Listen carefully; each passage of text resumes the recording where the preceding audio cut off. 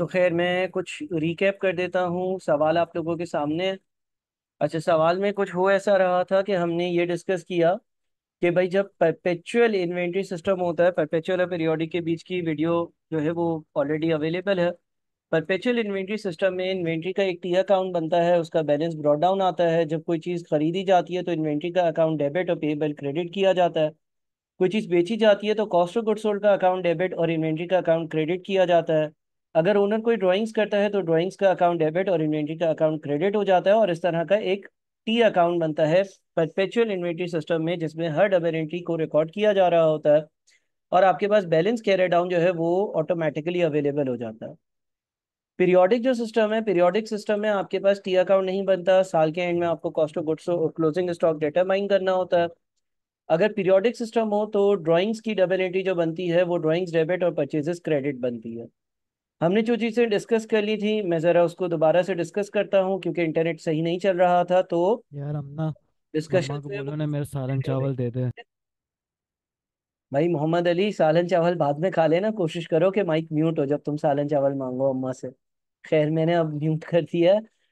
अच्छा, आगे चलते हैं। तो भाई यहाँ पे लिखा हुआ है following balances have been extracted from trial balance of Chenab enterprises C for the year ended 30 June 2016। Opening inventory दी हुई है, ओपनिंग इन्वेंट्री के बाद परचेजेस हैं, परचेजेस के बाद सेल्स है, और ये सारी अमाउंट्स आपको ट्रायल बैलेंस से दी हुई थी। पॉइंट नंबर वन में लिखा हुआ था physical count of inventory for the year ended 30 June 2016 was carried out on 10th of July 2016 and the cost of inventory was determined at 18 million। 10 जुलाई वाले दिन की इन्वेंट्री की वैल्यू 18 मिलियन थी। आपका ईयर एंड 30 जून को खत्म हो रहा है, लेकिन किसी वजह की बुनियाद पर आप 10 दिन तक इन्वेंट्री काउंट नहीं कर सके और आपने इन्वेंट्री की गिनती 10 जुलाई वाले दिन करी है। During physical count, it was also noted that no entry has been made in respect of goods costing 500,000 which were issued in June 2016 to the proprietor। 5 lakh रुपए की चीजें ड्यूरिंग द ईयर जो है वो बिजनेस का ओनर अपने घर लेकर चला गया, जो कि एक ड्राइंग्स हैं, उसकी डबल एंट्री पास नहीं करी गई थी, तो हम ड्राइंग्स को डेबिट करेंगे और परचेजेस को क्रेडिट करेंगे, क्योंकि यहाँ पर पीरियोडिक इन्वेंट्री सिस्टम फॉलो हो रहा है। जैसा कि पॉइंट नंबर 3 में लिखा हुआ है, CE uses periodic inventory method to record the inventory. Second point था, inventory includes damaged goods costing 350,000 which have no sales value. It was determined that damage had occurred prior to 1st जुलाई। 1 जुलाई से पहले 3.5 लाख रुपए की inventory damage हो चुकी थी, और क्योंकि ये डैमेज हो चुकी थी तो इसकी कोई सेलेबल वैल्यू नहीं है। IS2 ये कहता है कि आप अपनी इन्वेंट्री को लोअर ऑफ कॉस्ट या नेट रियलाइजेबल वैल्यू पर रिकॉर्ड करोगे। इस इन्वेंट्री की वैल्यू 3.5 लाख है कॉस्ट की टर्म्स में, लेकिन इसकी NRV 0 है, तो IS2 के हिसाब से हमें इसको नेट रियलाइजेबल वैल्यू यानी कि NRV पर रिकॉर्ड करना चाहिए। ठीक है जी, ये चीजें हमने कुछ हद तक डिस्कस कर ली थी। अच्छा, पीरियोडिक और परपेचुअल सिस्टम का मैं अगेन रिपीट करूंगा कि इसके लिए एक लेक्चर है, वो आप जरूर देखिएगा। बहरहाल फिर हम आगे आए थे, कुछ और बातें लिखी हुई थी, जैसे कि यहाँ पर बुलेट नंबर 2 में लिखा हुआ था, during the intervening period 1 July to 10th of July following transaction took place.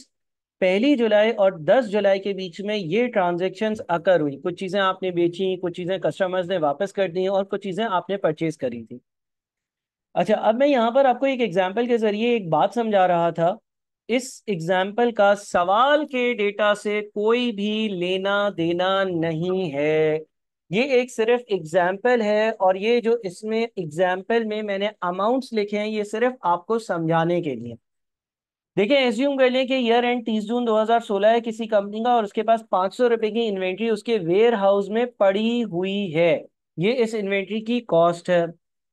आपने 1 जुलाई और 10 जुलाई के बीच में कुछ चीजें बेच दी, कुछ चीजें बेच दी जिसकी कॉस्ट 100 रुपए थी। कुछ चीजें आपने बेच दी जिसकी कॉस्ट 100 रुपए थी। तो आपके पास से अगर आपके पास 500 रुपए की इन्वेंट्री 30 जून को थी, और अगर 1 जुलाई और 10 जुलाई के बीच में आपने कुछ इन्वेंट्री बेच दी है जिसकी कॉस्ट 100 रुपए थी, तो जाहिर है वो 500 की जो वेयर हाउस में चीजें पड़ी हुई है उसमें से 100 की बेच दी, तो अब 400 की रह जाएंगी। उसके बाद फिर परचेजेस, अगर आप कोई चीज खरीदते हो तो जाहिर है उसमें वो ऐड होंगी। और अगर कोई कस्टमर कोई डिफेक्टिव चीज आपको वापस कर देता है, बोलता है भाई ये चीज सही नहीं है, ये वापस ले लो, तो उसकी वजह से आपका स्टॉक बढ़ जाएगा। तो इस हिसाब से हमारा 10 जुलाई का स्टॉक जो होगा ना, वो बन जाएगा 470। मैं वापस से रिपीट करता हूँ, मिसाल ले लो, एज्यूम कर लो कि आपके पास 500 रुपए का माल आपके वेयर हाउस में पड़ा हुआ है। आपने 100 रुपए का माल बेच दिया 1 जुलाई और 10 जुलाई के बीच में, तो वो चला गया। आपने 50 का माल खरीदा तो वो आया। कस्टमर ने कोई चीज वापस कर दी तो वो भी आपके पास आ गई। अब आपके पास स्टॉक जो 10 जुलाई वाले दिन होगा वो 470 का होगा। इसको एक इक्वेशन के जरिए से ऐसे भी लिख सकते हैं कि 30 जून वाले दिन जो इन्वेंट्री मेरे पास पड़ी हुई है, जमा जो इन्वेंट्री मैंने खरीदी, जमा जो इन्वेंट्री कस्टमर्स ने वापस कर दी, माइनस जो इन्वेंट्री मैंने बेच दी, उससे मेरे पास 10 जुलाई की इन्वेंट्री आ सकती है। ये एक बिल्कुल ही बेसिक सी मैंने कुछ वैल्यूज के साथ एग्जाम्पल बनाई। अब देखो इस सवाल में क्या हो रहा है पता है, इस सवाल में आपको ये वाली वैल्यू दी हुई है। यानी कि मिसाल के तौर पे कोई बोले भाई आपकी जो 10 जुलाई वाले दिन इन्वेंट्री है ना वो 470 रुपए है, और कुछ ये वाली इंफॉर्मेशन देकर आपसे ये पूछा जा रहा हो, तो आप क्या करोगे? अगर मिसाल के तौर पर देखो इस इक्वेशन के जरिए अगर हम चलते हैं, इस इक्वेशन को अगर देखो, इस इक्वेशन में क्या हो रहा है, 30 जून 2016 के स्टॉक में जितनी भी परचेजेस 1 जुलाई और 10 जुलाई के बीच में हुई है वो ऐड कर दो। जितने भी कस्टमर से चीजें वापस आ गई हैं वो ऐड कर दो। और जो चीजें तुमने बेची हैं वो माइनस कर दो इस पीरियड के दौरान, तो तुम्हारे पास 10 जुलाई का स्टॉक आ जाएगा। लेकिन अगर मुझे रिवर्स करना हो प्रोसेस को, मैं इक्वेशन के सीधे हाथ पर लेफ्ट साइड पर सिर्फ और सिर्फ रख दूं stock at 30th June 2016 is equals to stock at 10th July 2016 minus purchases minus goods returned by customer plus goods sold। बात समझ में आई? सब रिवर्स हो जाएगा ना। देखो आपको इस सवाल में ये जो 18 मिलियन की अमाउंट दी हुई थी ना, ये 18 मिलियन की इन्वेंट्री दी हुई थी 10 जुलाई वाले दिन की। ये 18 मिलियन की इन्वेंट्री दी हुई है 10 जुलाई वाले दिन की, और आपको 30 जून वाले दिन की इन्वेंट्री ढूंढनी है। आपको 30 जून वाले दिन कितना माल होना चाहिए ये मालूम करना है। तो अगर मैंने 10 जुलाई वाले दिन की इन्वेंट्री मुझे 18 मिलियन दी हुई है और मुझे 30 जून पर जाना है, तो मुझे रिवर्स करना है सारी चीजों को। या यूं भी सोच सकते हैं कि भाई मैंने 1 जुलाई और 10 जुलाई के बीच में जो चीजें खरीदी होंगी, जो चीजें खरीदी होंगी वो 30 जून को नहीं होंगी मेरे पास, तो मैं इसमें से माइनस करूं। जो चीजें मैंने 1 जुलाई और 10 जुलाई के बीच में बेची होंगी वो मेरे पास होंगी, तो मैं ऐड करूं। तो हमें एक रिवर्स प्रोसेस करना है इस सवाल में। अब वो रिवर्स प्रोसेस कैसे होगा? सबसे पहले तो देखें आपके पास 10 जुलाई वाली इन्वेंट्री कितनी है। 10 जुलाई वाली इन्वेंट्री कितनी है सर? 10 जुलाई वाले दिन एज पर क्वेश्चन मेरे पास जो स्टॉक पड़ा हुआ है ना वो 18 मिलियन का पड़ा हुआ है। ये तो सवाल में लिखी हुई वैल्यू है, सही कह रहा हूं? ठीक है, ये तो सवाल में लिखी हुई वैल्यू है ना। आपके पास 10 जुलाई 2016 वाले दिन 18 मिलियन की चीजें पड़ी हुई हैं। अच्छा आपने पहुंचना कहाँ है? आपने 30 जून वाले दिन पहुंचना है, आपने 30 जून 2016 वाले दिन पहुंचना है। सबसे पहले इसमें परचेजेस को एडजस्ट कर लो। सवाल में क्या लिखा हुआ था? During the intervening period 1 July to 10th July following transaction took place. 1 July 2016 और 10 जुलाई 2016 के बीच में, 1 जुलाई 2016 और 10 जुलाई 2016 के बीच में ये बातें हुई। यानी कि 1 जुलाई 2016 और 10 जुलाई 2016 के बीच में आपने 7 मिलियन की इन्वेंट्री परचेज करी। 7 मिलियन की इन्वेंट्री परचेज करी। तो अगर मैंने परचेज करी है 1 जुलाई और 30 जून के बीच में, तो वो 18 मिलियन में शामिल होगी, क्योंकि जो चीजें मैंने 1 जुलाई और 30 जुलाई के बीच में खरीदी होंगी वो मैंने ऐड किया होगा ना इसमें। लेकिन मुझे तो पिछले दिन पे पहुंचना है। तो अब बताओ मैं परचेजेस को फर्दर ऐड करूंगा या माइनस करूंगा? सोच के बताओ, क्या 7 मिलियन माइनस होगा या ऐड होगा?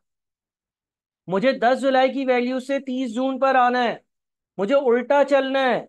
सही है ना? मैं माइनस करूंगा, इसलिए माइनस करूंगा क्योंकि अगर हमने कोई चीज 1 जुलाई और 10 जुलाई के बीच में खरीदी है, तो 30 जून को तो वो हमारे पास मौजूद नहीं होगी।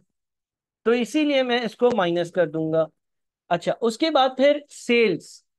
अच्छा अब सेल्स जो है ना, देखें आपकी जो इन्वेंट्री होती है ना वो कॉस्ट प्राइस पर वैल्यूड होती है। इसने आपको जो दिया ना वो 12 मिलियन सेल्स की वैल्यू दी हुई है। इसने जो आपको वैल्यू दी हुई है 12 मिलियन, वो किस चीज की वैल्यू दी हुई है? वो सेलिंग प्राइस पे बेस्ड वैल्यू दी हुई है।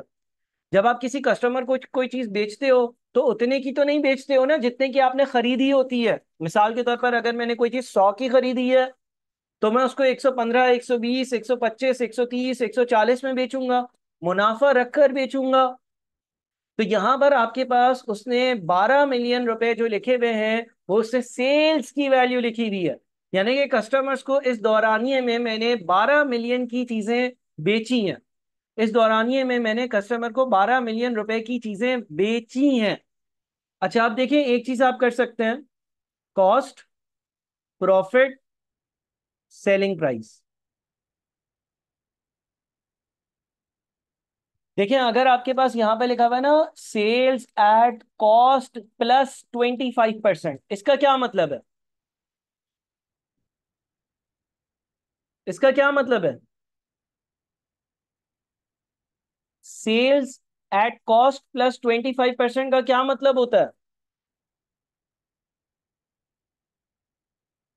हाँ जी, इसका क्या मतलब होता है बताइएगा जरा।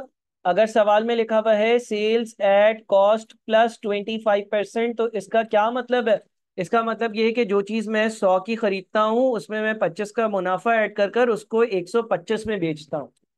अगर कहीं पर आपके पास लिखा हुआ हो एट कॉस्ट प्लस 25%, तो उसका मतलब ये है कि जो चीज मैं 100 की खरीदता हूँ उसमें मैं 25 का मुनाफा ऐड करता हूँ और उसको मैं 125 रुपए में बेचता हूँ। बात समझ में आ गई? अब यहां पर ये जो 12 मिलियन है ना, ये 12 मिलियन आपकी 125 हिस्सों की वैल्यू दी हुई है। 12 मिलियन जो आपको दी हुई है ना, ये 12 मिलियन की वैल्यू आपको सेलिंग प्राइस दी हुई है। तो कॉस्ट पर आने के लिए क्या करेंगे, 12 मिलियन को 125 से डिवाइड कर कर और 100 से मल्टीप्लाई करेंगे। आपने ये चीज 9.696 कितने की खरीदी होगी, 9.6 मिलियन की खरीदी होगी। समझ में आई बात? ठीक है। 12 मिलियन में जो है वो 25% प्रॉफिट शामिल हुआ हुआ है। 12 मिलियन में 25% प्रॉफिट शामिल हुआ हुआ है। हकीकतन उसकी जो कॉस्ट है वो 9.6 मिलियन है। आपने 12 मिलियन को 125 से डिवाइड करना है और 100 से मल्टीप्लाई करना है ताकि 25% जो प्रॉफिट है उसका हिस्सा एलिमिनेट हो जाए, उसका हिस्सा खत्म हो जाए। क्या ये बात समझ में आती है? इसका मतलब ये हो गया कि मैंने 1 जुलाई और 10 जुलाई के बीच में जो चीजें बेची हैं उसकी कॉस्ट 9.6 मिलियन थी। ठीक है। हाँ, 12 मिलियन जो है वो 125% है ना। 12 मिलियन जो है वो 125% है। अच्छा, अब हम क्या करेंगे, 9.6 मिलियन को ऐड करेंगे या माइनस करेंगे? 9.6 मिलियन को ऐड करेंगे या माइनस करेंगे? देखिए 9.6 मिलियन की चीजें बेची हैं तो 10 जुलाई वाले 18 मिलियन में वो नहीं है। 10 जुलाई वाले 18 मिलियन में तो बिक चुकी ना, बिक चुकी, बिक चुकी, बिक चुकी। लेकिन हमें तो 30 जून पर पहुंचना है। हमें तो 30 जून पर पहुंचना है। तो सर तब थोड़ी बिकी होगी, तब थोड़ी बिकी होगी। ठीक है, तो इसीलिए हम इसको ऐड करेंगे। ये वो चीजें हैं जो बिकी नहीं होंगी ना, ये वो चीजें हैं जो उस वक्त बिकी नहीं होंगी। बात समझ में आ रही है? अच्छा, उसके बाद फिर सेल्स रिटर्न है। अच्छा, सेल्स रिटर्न क्या होता है, कस्टमर ने जो चीजें वापस करी, कस्टमर ने चीजें वापस करी। कस्टमर पहले खरीद कर लेकर गए थे, उनको पसंद नहीं आई, उन्होंने वापस करी। अगेन ये जो गुड्स रिटर्न बाय कस्टमर 800,000 की वैल्यू दी हुई है, ये इसकी कॉस्ट प्राइस तो नहीं होगी, क्योंकि जब हम सेलिंग प्राइस पे काम कर रहे होते हैं या हम सेल्स रिटर्न की एंट्री पास करते हैं, तो वो सेल्स रिटर्न की एंट्री जो पास होती है वो तो सेल्स प्राइस पर पास होती है। तो ये 800 जो है इसमें से भी प्रॉफिट का इम्पैक्ट रिवर्स करेंगे, तो 800 को हम डिवाइड कर देंगे 125 से और 100 से मल्टीप्लाई कर देंगे, यानी कि 640 बनता है। अच्छा, अब सेल्स रिटर्न को ऐड करेंगे या माइनस करेंगे? देखें 10 जुलाई वाले दिन में ये शामिल है या नहीं? 10 जुलाई वाले 18 मिलियन में ये शामिल है या नहीं? 10 जुलाई वाले 18 मिलियन में शामिल है या नहीं? 10 जुलाई वाले 18 मिलियन में ये शामिल है, क्योंकि 1 जुलाई और 10 जुलाई के बीच में कस्टमर ने ये चीजें आपको वापस करी थी, तो वहां पर तो शामिल है। अलबत्ता, अलबत्ता, अलबत्ता हमें क्या करना है, अलबत्ता हमें ये करना है कि हमें जो वैल्यू चाहिए ना, वो वैल्यू तो हमें कब की चाहिए, हमें तो चाहिए 30 जून की वैल्यू। बात समझ में आ रही है?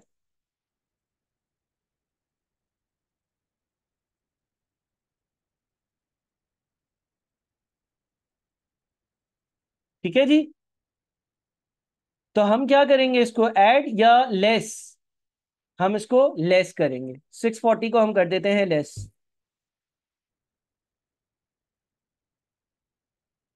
ठीक है जी। गुड्स रिटर्न बाय कस्टमर के लिए हमेशा हम यही एज्यूम करेंगे कि वो सेलिंग प्राइस। हाँ, क्योंकि देखो ना, डबल एंट्री कैसे पास होती है? डबल एंट्री किस वैल्यू पे पास होती है? सेल्स रिटर्न की डबल एंट्री आप सबसे पड़ी नहीं है ना? सेल्स रिटर्न की डबल एंट्री के लिए हम क्या करते हैं? सेल्स रिटर्न को डेबिट करते हैं और रिसीवेबल को क्रेडिट करते हैं, और हम सेलिंग प्राइस पर करते हैं, हाँ या नहीं? हम सेलिंग प्राइस पर करते हैं, हाँ या नहीं? सेलिंग प्राइस पर करते हैं ना। तो अब बताओ भाई, 30 जून वाले दिन जो इन्वेंट्री पड़ी हुई है वो कितनी? 19.960 है। 19960 है। 19960 है, हाँ या नहीं? मैंने सिर्फ और सिर्फ रिवर्स प्रोसेस अप्लाई किया। अच्छा, अब एक और चीज याद रखना।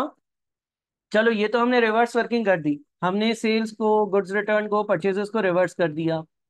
अब एक इंपॉर्टेंट बात, बुलेट नंबर 1 के सेकंड क्लॉज में लिखा हुआ था, इन्वेंट्री इंक्लूड्स, इसमें शामिल है damaged goods costing 350,000 which have no sales value. इसमें 3.5 लाख रुपए की वो चीजें शामिल हैं जो डैमेज्ड हैं। ये जो आपके पास वैल्यू आई है, इसमें 3.5 लाख की डैमेज्ड चीजें भी हैं। It was determined that damage had occurred prior to 1 July, और ये डैमेज 1 जुलाई से पहले हुआ था। अच्छा, इसका मतलब ये हो गया कि अगर मैं आपसे ये पूछूं, इन्वेंट्री की बाइफिकेशन पूछूं कि कितनी इन्वेंट्री नॉट डैमेज्ड है और कितनी इन्वेंट्री डैमेज्ड है, बताएं। कॉस्ट की बेसिस पर देखिए, टोटल जो हमारा आंसर आ रहा है ना, टोटल 19960 आ रहा है। हमारा आंसर टोटल ये आ रहा है कि 30 जून वाले दिन कंपनी के पास 19960 की इन्वेंट्री है। हमारा आंसर ये आ रहा है कि 19960 की इन्वेंट्री पड़ी हुई है कंपनी के पास। हमारा आंसर ये आ रहा है कि 19960 की इन्वेंट्री पड़ी हुई है कंपनी के पास। किस दिन? 30 जून वाले दिन। लेकिन इसमें से 3.5 लाख जो है वो डैमेज्ड है, और बाकी गुड कितनी है? गुड हो गई आपकी 19610 की। ठीक है। अच्छा, एनआरवी देखिए, जो नॉट डैमेज्ड है ना, नॉट डैमेज्ड, उसकी एनआरवी नहीं दी हुई है सवाल में। जो इन्वेंट्री डैमेज नहीं हुई हुई है, टूटी फूटी हुई नहीं है, उसकी उसकी कोई एनआरवी सवाल में नहीं दी हुई है। उसकी कोई नेट रियलाइजेबल वैल्यू सवाल में नहीं दी हुई है। अगर नेट रियलाइजेबल वैल्यू सवाल में नहीं दी हुई है तो इसका मतलब ये है कि वो कॉस्ट से ज्यादा पर ही बिक रही होगी, या उसकी एनआरवी कॉस्ट से ज्यादा ही होगी, यानी कि इसकी एनआरवी हायर देन कॉस्ट होगी। और जो इन्वेंट्री डैमेज्ड है, कभी कभार सवाल में उसकी एनआरवी दे देगा, कभी कभार बोल देगा कि ये पूरी डैमेज हो गई है, बिक ही नहीं सकती है। ऐसे लफ्ज के इस्तेमाल का मतलब कि बिक ही नहीं सकती है, पूरी डैमेज्ड है, इसका मतलब कि उसकी एनआरवी कितनी है? उसकी एनआरवी कितनी है? 0। ठीक है। अब हम फाइनल जो इन्वेंट्री अपने पास रिपोर्ट करेंगे एज पर IAS 2, क्योंकि IAS 2 कहता है, IAS 2 इन्वेंट्रीज ये कहता है कि आप अपनी इन्वेंट्री को लोअर कॉस्ट या एनआरवी पे मेजर करोगे। उस हिसाब से हम नॉट डैमेज, जो इन्वेंट्री डैमेज नहीं है, उसकी एनआरवी जो है वो इससे कॉस्ट से ज्यादा है, तो हम कॉस्ट पे रिकॉर्ड करेंगे। और जो इन्वेंट्री डैमेज्ड है, जो टूट फूट गई है, उसको 0 पे रिकॉर्ड करेंगे। लिहाजा हमारे स्टॉक की वैल्यू जो आनी चाहिए वो 19610 आनी चाहिए। ये बात समझ में आती है? ठीक है, ये आपके स्टॉक की वैल्यू आनी चाहिए। ये आपके स्टॉक की वैल्यू आनी चाहिए। कोई मसला है इसमें? ठीक है जी। अच्छा, अभी भी देखो काम पूरा नहीं हुआ, अभी भी काम पूरा नहीं हुआ। हमने कुछ इस सवाल की डिस्कशंस करी। अब उसका सवाल क्या था? Prepare adjusting and closing entries for the year ended 30 June 2016। Adjusting entry यानी कि कोई ऐसी डबल एंट्री जो रिकॉर्ड वगैरह नहीं हो पाई है, या किसी इस तरह का कोई इशू है, तो उसको रिकॉर्ड करो। ठीक है। और क्लोजिंग एंट्री साल के एंड में जो पास होती हैं। अच्छा, क्लोजिंग एंट्रीज क्यों बोला? क्योंकि कंपनी पीरियोडिक सिस्टम यूज कर रही है। पीरियोडिक सिस्टम में कुछ क्लोजिंग एंट्रीज होती हैं जो आपको पास करनी होती है। यहां से आगे बढ़ूं मैं भाई? ये बात क्लियर हो गई अभी यहां तक सारी चीजें? सही है। अच्छा जी, अब हम आ जाते हैं डबल एंट्रीज पर, जो डबल एंट्रीज हमें बनानी है। जो सवाल की मेन रिक्वायरमेंट थी ना कि डबल एंट्रीज बनाओ। Debit credit. ठीक है। अच्छा, अब मुझे वापस से सवाल देखकर बताओ, कौन सी ऐसी डबल एंट्री है जो हम बनाना भूल गए थे, क्या बनेगी? ये याद रखना कि ये परपेचुअल सिस्टम है या पीरियोडिक, ये पीरियोडिक सिस्टम है। परपेचुअल सिस्टम में इन्वेंट्री का टी अकाउंट होता है। परपेचुअल और पीरियोडिक सिस्टम के बीच में डबल एंट्रीज आपके बुक में भी लिखी हुई है, उसकी वीडियो भी बनी हुई है, उसको आपने रेफर करना है। हाँ, हम ड्राइंग्स की एंट्री पास करना भूल गए थे, तो एक तो हम ड्राइंग्स की एंट्री पास करेंगे सीधी सीधी, ड्राइंग्स डेबिट। ठीक है, कितनी कितनी हुई है ड्राइंग्स? 5 लाख। और परचेजेस का account credit.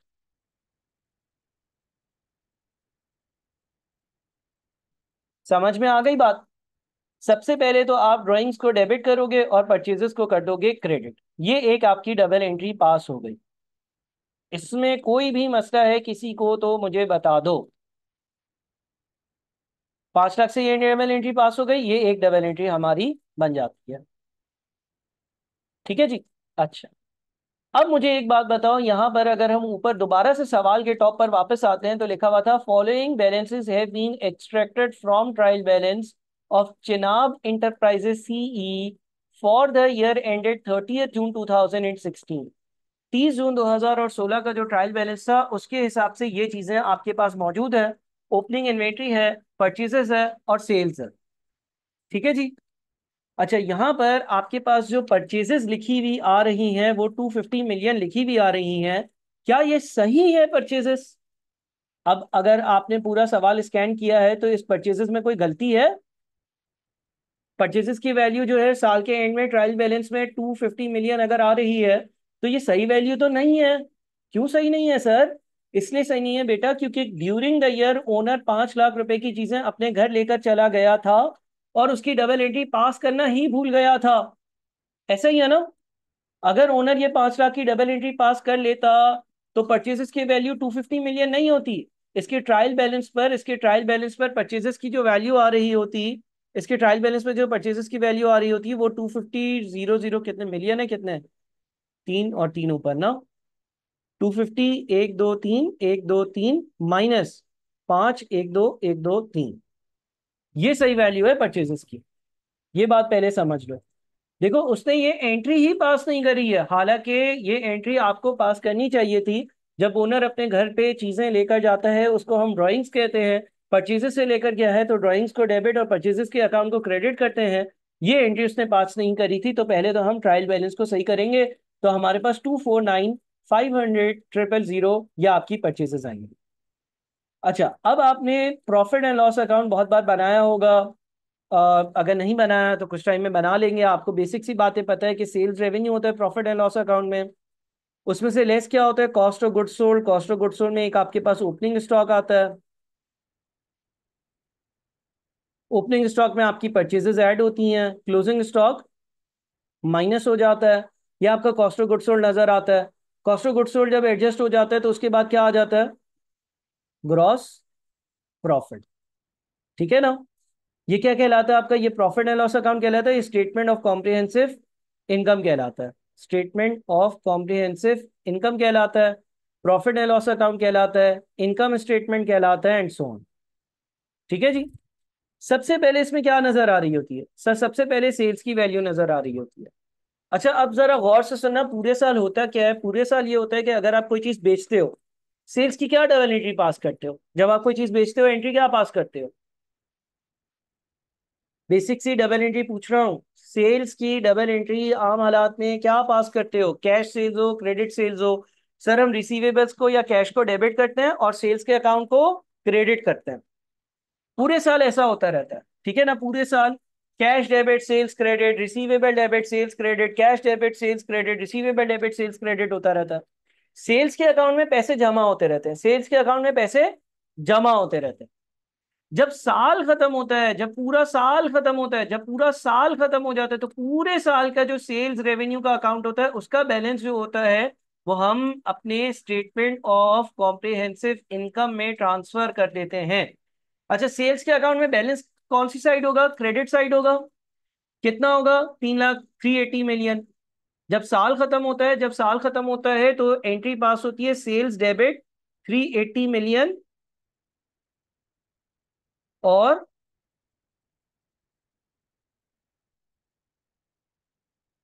Statement of comprehensive income credit 380 million. बात समझे? सर ये तो बड़ी मुश्किल और अजीब सी बात बता रहे हैं, ये कहलाती हैं क्लोजिंग एंट्रीज। ये कब पास होती हैं? साल के एंड में। अच्छा, आम हालात में आप जितने भी प्रॉफिट एंड लॉस अकाउंट बनाते हो ना, वो डबल एंट्रीज के जरिए आपने इतने कॉमनली नहीं बनाया है, बल्कि ये जो मैंने राइट साइड पर फॉर्मेट बनाया है ना, आप ये फॉर्मेट के हिसाब से वर्टिकल अपना जो प्रॉफिट एंड लॉस अकाउंट होता है वो बना लेते हो। लेकिन हो क्या रहा होता है प्रैक्टिकली, हो ये रहा होता है कि सेल्स के अकाउंट में जितना भी क्रेडिट बैलेंस होता है वो वहां से डेबिट कर या उस अकाउंट से खत्म कर या उस अकाउंट से रिमूव कर और स्टेटमेंट ऑफ कॉम्प्रिहेंसिव इनकम में हम ले आते हैं।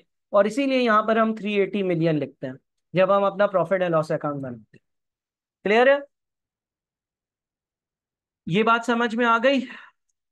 जी हाँ, आपके पास सेल्स की ट्रीटमेंट है, जो सेल्स का अकाउंट होता है उसका जितना भी बैलेंस होता है वो यहाँ पर स्टेटमेंट ऑफ कॉम्प्रिहेंसिव इनकम में चला जाता है। अच्छा, दूसरी चीज, फिर आपके पास कुछ ओपनिंग स्टॉक आ रहा होगा। ओपनिंग इन्वेंट्री कितनी है? 15 मिलियन या 15 मिलियन, ठीक है ना? होता क्या है कि जब आपका साल खत्म होता है तो आप इस 15 मिलियन को भी स्टेटमेंट ऑफ कॉम्प्रिहेंसिव इनकम में ले आते हो। 15 मिलियन, और जो आपका इन्वेंट्री का ओपनिंग स्टॉक था या ओपनिंग इन्वेंट्री का अकाउंट था उसको क्रेडिट कर देते हो। अच्छा, ये एंट्रीज कुछ हद तक डिफरेंट है परपेचुअल सिस्टम में और पीरियोडिक सिस्टम में। अभी जो हम सवाल कर रहे हैं उसमें हमसे पीरियोडिक सिस्टम पूछा गया है। तो आप ओपनिंग इन्वेंट्री या ओपनिंग स्टॉक जो होता है वो सारा का सारा डेबिट होता है, उसको उस अकाउंट से निकालकर स्टेटमेंट ऑफ कॉम्प्रिहेंसिव इनकम में ले आते हो, जो कि आपको यहाँ पर कॉस्ट ऑफ गुड्स सोल्ड में नजर आ रहा होता है, 15 मिलियन। ठीक है? इसी तरह से आप परचेजेस को भी स्टेटमेंट ऑफ कॉम्प्रिहेंसिव इनकम में ले आते हो। इसी तरह से आप जो आपकी परचेजेस है उसको भी स्टेटमेंट ऑफ कॉम्प्रिहेंसिव इनकम में ले आते हो। और आपकी परचेजेस 249,500,000 है, तो आप अपने परचेजेस के अकाउंट को जो कि इफेक्टिवली डेबिट होता है उसको पूरा रिमूव कर और उसको पूरा का पूरा प्रॉफिट एंड लॉस अकाउंट में ले आते हो। जहां जहां आपका profit and loss account debit हो रहा है वहां वहां आपके एक्सपेंसेस आ रहे हैं, और जहां जहां आपका profit and loss account credit हो रहा है वहां पे इनकम्स बुक हो रही है। ये बात समझ गए हो? इसी तरह से यहां पर आप जो है ना वो रिकॉर्ड कर देते हो 249.5। बात समझ में आई? ठीक है? जितना भी आपके पास ओपनिंग स्टॉक है वो भी स्टेटमेंट ऑफ कॉम्प्रिहेंसिव इनकम में एक्सपेंसेस में चला गया, जितनी भी परचेजेस है वो भी पहले एक्सपेंसेस में चली गई। लेकिन सर सारी चीजें बिकती तो नहीं है। हाँ, सारी चीजें बिकती नहीं है, तो हम क्या करते हैं, फिर हम क्लोजिंग इन्वेंट्री की एंट्री पास करते हैं। और क्लोजिंग इन्वेंट्री की जो एंट्री होती है वो बिल्कुल ऑपोजिट डायरेक्शन में होती है। ऑपोजिट डायरेक्शन में होने का मतलब यह है कि क्लोजिंग इन्वेंट्री डेबिट हो जाती है, क्योंकि अब आप अपने पास ओपनिंग जो है वो क्रेडिट कर चुके हो, परचेजेस क्रेडिट कर चुके हो, जो बच गया वो क्लोजिंग इन्वेंट्री में जाएगा या क्लोजिंग स्टॉक कहलाएगा। और वो आपका कितना होगा? 1961, नहीं नहीं, ये वाली वैल्यू थी ना, 19610000, और statement of comprehensive income credit हो जाएगा। ठीक है जी? तो सर ये क्या हुआ, ये हुआ जनाब, क्या आपकी जो क्लोजिंग इन्वेंट्री थी उसकी भी आपने बुकिंग कर ली। समझ में आ रही है कुछ बात?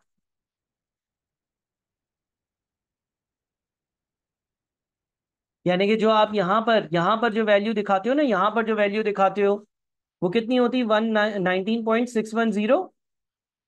और आपको पता होगा ये माइनस के साइन के साथ आता है, हम इससे cost of goods sold calculate करते हैं, opening stock plus purchases minus closing stock. और फिर ये जो वैल्यू आती है ये हम अपने सेल्स में से माइनस करते हैं, तो हमारा ग्रॉस प्रॉफिट आ रहा होता है। ऐसे ही करते हो ना? बताओ, आप लोग इससे ज्यादा वाकिफ हो, इस चीज से ज्यादा आप जो है ना फेमिलियर हो, वाकिफ हो। ये चीजें थोड़ी सी आपको नई लग रही होंगी कि ये क्या हो रहा है, लेकिन डबल एंट्रीज के जरिए इस तरह से ये बनाया जाता है। ठीक है? अब आप अपना स्टेटमेंट ऑफ कॉम्प्रिहेंसिव इनकम का बैलेंस चेक कर भी सकते हो। देखो, आपके पास स्टेटमेंट ऑफ कॉम्प्रिहेंसिव इनकम जो है ना उसमें आपके पास ये 380 और ये 19610000 दोनों को ऐड कर और इन दोनों को माइनस करो, देखो आपका आंसर उससे मैच करेगा जो आपके पास ये 135100 आ रहा है। एक, दो, माइनस एक, माइनस दो। देखो, मैच कर रहा। बात समझ में आई? देखो, आपने एक चीज पढ़ी भी होगी ना, जितने सेल्स रेवेन्यू ज्यादा उतनी इनकम ज्यादा। जितना क्लोजिंग इन्वेंटरी का बैलेंस ज्यादा, क्लोजिंग स्टॉक ज्यादा, उतनी इनकम ज्यादा। तो डबल एंट्रीज के जरिए ये इस तरह से हिसाब किताब हो रहा होता है। और आप देखो ये इससे मैच कर रहा है, ये वैल्यू और ये वैल्यू मैच कर रही है। ये वाली एंट्रीज आपकी क्लोजिंग एंट्रीज कहलाती हैं। समझ में आई कुछ बात? ठीक है। कुछ लोगों के लिए हो सकता है कि जिन्होंने अभी आईएस टू इन्वेंटरीज अच्छे से नहीं देखा, ये बात थोड़ी सी टिपिकल हो, कॉम्प्लेक्स हो, इस सवाल में कुछ हो सकता है कि चीजें ऐसी हो जो आपको दोबारा देखनी पड़े। परपेचुअल और पीरियोडिक के डिफरेंस वाला लेक्चर जरूर देखिएगा। रिवर्स वर्किंग कैसे करी है इसको जरा समझने की कोशिश करिएगा। और ये एक अच्छा सवाल था प्रैक्टिस के लिए, आसान तो लग रहा था, लेकिन इसमें जो क्लोजिंग एंट्रीज हैं वो थोड़ी सी कॉम्प्लेक्स हैं। आपने ये जो इस तरह का पीएनएल बनाया हुआ है जिसमें आप चीजें लिखते रहते हो, हर चीज अकाउंटिंग में डबल एंट्री के जरिए होती है, तो वो डबल एंट्री जो उसकी होती है वो कुछ इस तरह की होती हैं। ठीक है।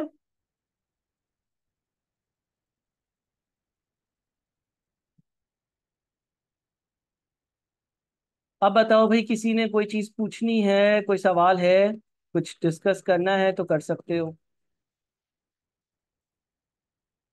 अच्छा, नहीं, परपेचुअल में डिफरेंट तरह से एंट्रीज पास होती हैं। एक्चुअली परपेचुअल सिस्टम में क्या होता है, परपेचुअल सिस्टम में ये होता है कि जब जब हम चीजें बेचते रहते हैं ना, तो हम कॉस्ट ऑफ गुड्स सोल्ड को एक्सपेंस आउट करते रहते हैं। देखो मैं एक सीधी सी एग्जांपल बताता हूँ। लेट से आपने जो है ना वो परपेचुअल सिस्टम फॉलो कर रहे हो। परपेचुअल सिस्टम में क्या होता है कि हर ट्रांजैक्शन पर डबल एंट्री पास हो रही होती है। मिसाल के तौर पे लेट से मैं यहाँ पर एक टी अकाउंट बना लेता हूँ। ठीक है, एक बिल्कुल ही सिंपल सी परपेचुअल वाली बात बता रहा हूँ, उसका एक वीडियो लेसन मौजूद है, वो जरूर देखना, और बुक से इन दोनों की एंट्रीज का डिफरेंस भी देख लेना। और मजीद सवाल करोगे तो चीजें बेहतर हो जाएंगी। लेट से इसमें आपके पास ब्रॉड डाउन या ओपनिंग स्टॉक आ रहा है 500। आपने कोई चीज बेची, लेट से आपने कोई चीज बेची, 100 रुपए की उसकी कॉस्ट थी। तो जब आपने बेची ना, तो परपेचुअल सिस्टम में एंट्री पास उसी वक्त कर दोगे, cost of goods sold debit और इन्वेंट्री का अकाउंट क्रेडिट। और जब आपने 100 रुपए की चीजें बेची, तो आप यहां पर कॉस्ट ऑफ गुड्स सोल्ड लिखकर और 100 रुपए लिख दोगे। ठीक है। इससे क्या होगा कि ऑटोमेटिकली ऑटोमेटिकली आपका 100 रुपए का एक्सपेंस बुक हो रहा है। वो जो opening stock plus purchases minus closing stock वाली कहानी है वो पूरी नहीं करनी पड़ती। ठीक है। लेकिन परपेचुअल इन्वेंट्री सिस्टम एक बिल्कुल मुख्तलिफ सिस्टम है। फिलहाल आप ये वाला सिस्टम एक बार वापस से देख लो, इस सवाल को दोबारा से एक बार स्टडी कर लो। पहली नज़र में हो सकता है कि कुछ मुश्किल लग रहा हो, क्योंकि आपको ये परसेंटेज भी नहीं थी, फिर ये ड्राइंग्स की एंट्री भी थी। लेकिन इसको एक और बार देखो, एक और बार इसको करो, अभी हम मजीद सवाल करेंगे तो और चीज़ें बेहतर हो जाएंगी। इसी सवाल में रिवर्स वर्किंग भी थी, कुछ क्लोजिंग एंट्रीज भी थी। इतनी कोई मुश्किल चीज़ नहीं है, बस आपने ये याद रखना है कि पीरियोडिक सिस्टम में इस तरह से आप opening stock, purchases, closing stock की रिकॉर्डिंग्स करते हो। ठीक है, बहरहाल इसको आप एक बार देखो, दोबारा से इस वीडियो को देखो। ये वीडियो अभी मैं आप लोगों को इसका लिंक शेयर करता हूँ, आप इसको देखो। फिर हम मजीद बात करते हैं व्हाट्सएप पर इंशाल्लाह। ठीक है। अल्लाह हाफिज।